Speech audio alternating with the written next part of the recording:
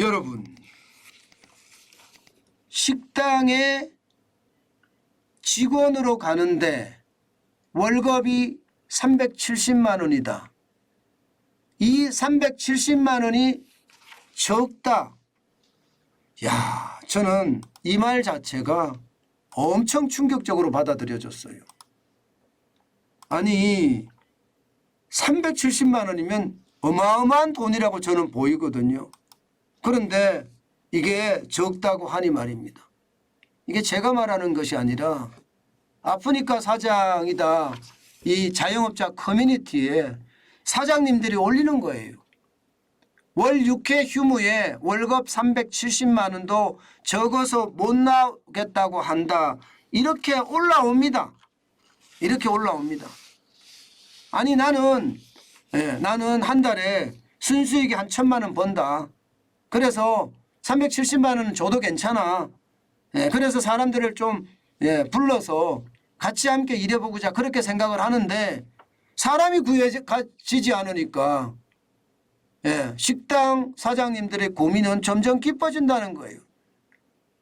사람을 구해지지 않으니까.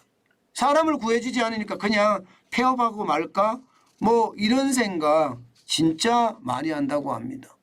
실제로도 말입니다. 실제로도 아프니까 사장이 한두리꾼이 올린 것 그냥 그대로 읽어드릴게요. 그대로 읽어드리면 여러분들 참 놀라실 겁니다. 예, 자신도 음식점을 운영한다는 누리꾼입니다. 월 6회 휴무에 월급 370만 원도 적어서 못 나오겠다고 합니다. 정말 최대치로 맞춰드린 건데 적다고 해서 너무 놀랐습니다. 세상이 어떻게 돌아가는 것인지 이렇게 이야기합니다. 이렇게. 또 다른 사람은 어떻게 이야기하나 하면요. 순수익이 1,000만 원이 넘지만 군인이 너무 힘들어서 폐업을 고려하고 있다. 홀은 키오스크가 가능하지만 주방은 대체하기 힘든다. 우리 동네에는 같은 업종 주방 인력에게 월 400만 원 선을 주겠다고 구인 광고도 올라와 있다. 그런데도 사람을 찾지 못하고 있다. 아무리 공고를 올려도요. 사람이 안 뽑혀서 그냥 포기하고 혼자 일하는 사람들까지 있다고 하니 참 심각하죠. 이게 지금 식당이나 혹은 호프집이나 혹은 말입니다. 이게 뭐 뷔페 같은 데 현실이라고 이야기합니다. 실제도 지표도 그렇게 나옵니다. 보시는 것처럼 나홀로 자영업자가 쭉쭉 늘어나죠. 2010년에 412만 7천 명이었습니다. 412만 7천 명. 2020년에는 415만 9천 명이죠. 늘어납니다. 2021년에는 420만 6천 명이죠. 그리고 2022년에 426만 7천 명이 계속 늘어납니다. 계속. 물론 뭐 그전에도 2000년까지도 계속 늘어났었어요. 이때는요. 그나마 자영업자가 적어서 자영업을 하면 먹고 살 수 있다 생각해서 호프집도 많이 하고요. 식당도 많이 했던 것도 사실이에요. 그러다가 이게 이제 포화 상태가 되니까 힘들다 했었거든요. 그래서 좀 떨어졌다가 최근에 다시 올라가는 추세. 결국 말입니다. 370만 원도 적다고 하니까 내가 직접 해야지 뭐 어떡하겠어. 이렇게 되는 거죠. 내가 직접 해야지. 그만큼 말입니다. 자영업자들의 어떤 상황 굉장히 열악하다고 해요. 이게 인건비가 비싸서 나홀로 자영업자 되는 경우도 많고 또 사람을 못 구해서 나홀로 자영업자가 되는 가게들도 많다. 이런 결론이거든요. 그러다 보니까 자영업 전체가 지금 굉장히 좀 어려워지는 그런 형국입니다. 실제로 자영업자 전체 자영업자 수 보면 말입니다. 지금 굉장히 많이 줄어들었습니다. 2022년은 뭐 20.05%입니다. 그러니까 20.1%예요. 2021년에도 20.2%였거든요.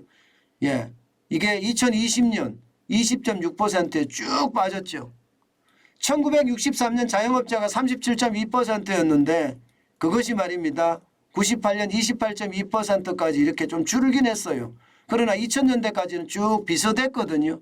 그러다가 2010년부터 떨어지기 시작해서 지금 문재인 정부 들어서서 코로나19가 확대되면서 자영업자들이 굉장히 많이 망했죠.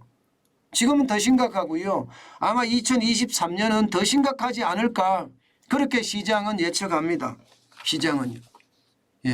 물론 여기서 자영업자 비중이죠. 여기다가 비임금 노동자 비중, 비임금 근로자 비중 이러면 이게 또 많이 올라갑니다. 무급 가족 종사자까지 여기다 포함을 시켜야 되니까 자영업자 플러스 무급 가족 종사자입니다. 가족 봉사자입니다. 여기까지 포함을 시키면 물론 자영업자의 전체 비중 그것도 자영업자라고 봐야 되니까요. 전체 비중은 24%까지도 갑니다. 그러나 순수 자영업자만 봤을 때는 지금 줄어드는 것도 사실이다. 이렇게 이야기할 수가 있습니다.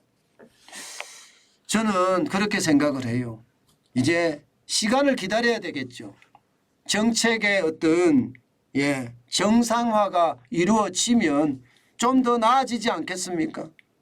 정책의 정상화라는 게 뭐냐? 여러분 이게 최저임금보다 말입니다. 실업급여가 더 많습니다. 실업급여가. 물론 다 많은 건 아니지만 대부분이 많아요. 그러다 보니까 말입니다. 최저임금 받고 일하는 사람들 입장에서는요. 6개월 일하고 4개월 동안 실업급여 받는 게 더 나아요. 일 안 하고 내가 일할 때보다 더 많이 받으니까.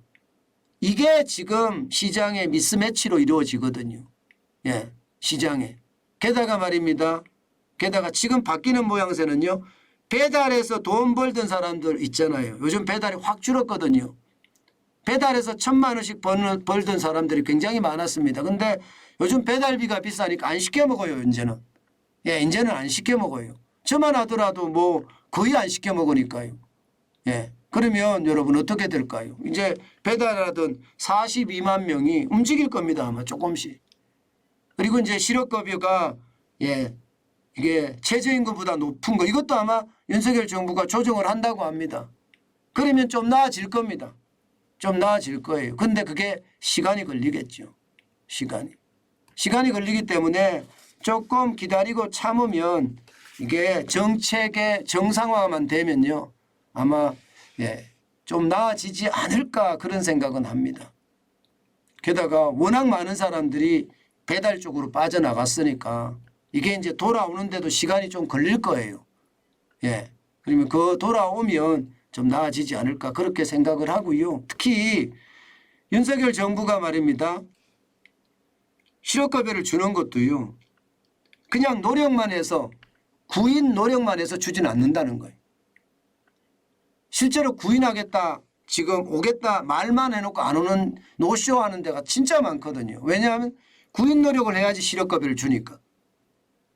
그런데 이게 이렇게 해서는 안 된다. 이제는 실업급여도 최저임금보다는 당연히 낮아야 되고 구인 노력이 아니라 진짜 노력을 해야 된다. 진짜 노력을 해야 된다. 그렇지 않으면 그에 대한 것도 줄이겠다. 저는 아주 좋은 방법이라고 생각합니다. 아마 그러면 시장이 조금 달라질 겁니다. 지금은 구인이 힘들지만 제가 지표나 어떤 상황으로 보면 그렇게 되지 않을까 그런 생각 많이 해봅니다. 조금 더 기다려 보시면 될 것 같아요. 전국에 또 해외도 마찬가지일 건데요. 자영업을 하시는 모든 분들 존버 끝까지 버티는 것 그리고 힘들어도 버티는 것 저는 필요하다고 생각을 합니다. 그러면 기회가 오겠죠. 포기하면 기회는 오지 않거든요. 저는 그 기회가 반드시 오리라고 저는 생각을 합니다. 여러분 힘내시고 화이팅 하십시오.